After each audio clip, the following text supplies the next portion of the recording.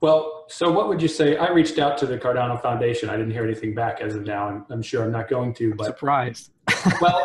but I'm sure that when they do respond, and I'm sure that they will say that they've been doing things. They'll point to things. They'll say we've done this, this, and this, or we've moved this personnel. We're doing what we're supposed to do, and we're a independent entity, and so you and IOHK and the other, you should not be interfering with us. What do you say to that kind of argument? Well, then I'd ask basic questions like, do you think it's in the interest of the community to have the foundation led by a king?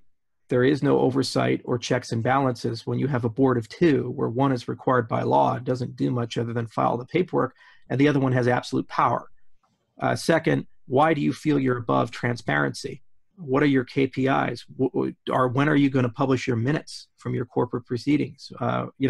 Or when are you going to publish remuneration? This is the people's money. This is an entity that represents the ecosystem. Third, why did you feel it was necessary to put your family members in positions of power? This has nothing to do with whether they've done productive things or not.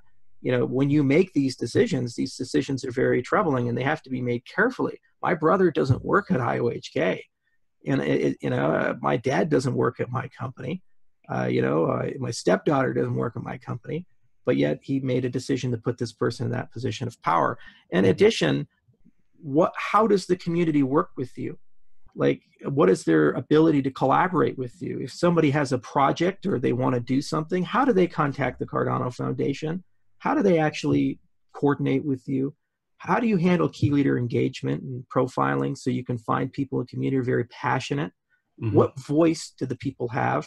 What's your relationship with the exchanges? Do you help with exchange listing? The answer is no. Historically, it hasn't happened. So other people have to do that. It slows down the process tremendously. There's a litany of services that this organization should be providing to the community, and they're just simply not.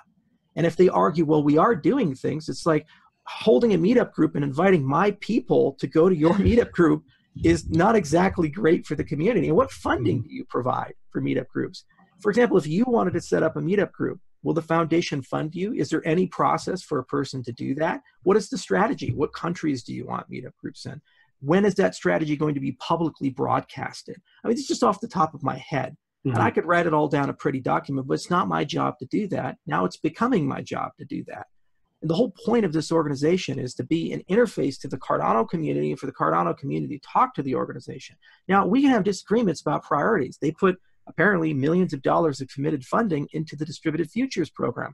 I can't for the life of me understand what value that provides to IOHK or Emergo or to the ecosystem as a whole. I have nothing I could take from those reports to commercialize. Well, maybe they can argue they're still valuable. Okay, that's where a difference of opinion can be. I would much rather say maybe we should think about ICOs and STOs and policy behind that and the regulatory framework behind that, work with governments to write laws and create a whitelisting system for our platform so we can offer something against the ERC-20. Maybe that's a better way to spend the money, but that's fine. Okay, but there are core things that are not open for debate, which is you're a community organization and you haven't really told the community how to interface with you, how to get funding from you, how to work with you.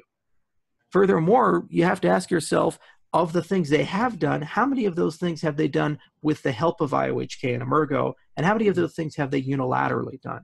Do they have a podcast? I mean, I do community management for ETC. It's just a small expense. We have Christian Severino. I think he's going to be celebrating his 50th episode or something like that for Let's Talk ETC. We also have Kevin Lord. Before that, we had Carlo Vicari. And you can clearly see how we've kept that ETC community vibrant, alive. And we've had 2 summits with DCG running that. When has there been a Cardano convention? Where's our version of DevCon? Where's CardanoCon? I mean, like basic things like that. Again, we can have reasonable disagreements about it, but then what is the strategy? Who's accountable for executing that strategy? And what are they going to do? And it's never been broadcasted. Do you feel like any of this, like they were more functional maybe 12, 24 months ago? Do you feel like any of the regulatory things that have come down the pike, worried about securities, worried about appearing as though they're a centralized entity controlling this chain, manipulating the prices, especially when it comes to exchange listings and things like that? So if they don't do exchange listings, means I have to do it. Emergo has to do it. I wasn't hired to do it, and I have to spend money out of my own pocket, millions of dollars. This was their job. They didn't do it. you know, and it's for the good of the ecosystem. It's got to get done. And who's going to support the exchanges when you list? You know, if their wallet breaks, I have to spend money to fix it because I have to commit my engineers to go and do that. It wasn't in my contract, but I do it, you know, because you know, it's what's necessary for the ecosystem community. As for the regulatory stuff, they took the job. If they're uncomfortable with the risks associated with the job, resign and replace yourself with somebody who is. You know, people have put their money into this ecosystem. They have expectations of professionalism. They have expectations of delivery. And if you're not willing to deliver, you're afraid of the risks associated with it, get your cowardly ass out of the fucking organization. You know, I'm sorry, I have no respect or empathy because I have competitors. You know, there's a whole bunch of other cryptocurrencies out there that people can put their money into and work with, deploy applications on top of. And they're sure as hell willing to take the risk. So it's not a legitimate argument to say we should turtle up and do nothing. It absolutely is not. And anybody who says that they shouldn't be in this game, they should go home and go do something else. Go sell tangerines on the side of the road. Pretty low liability.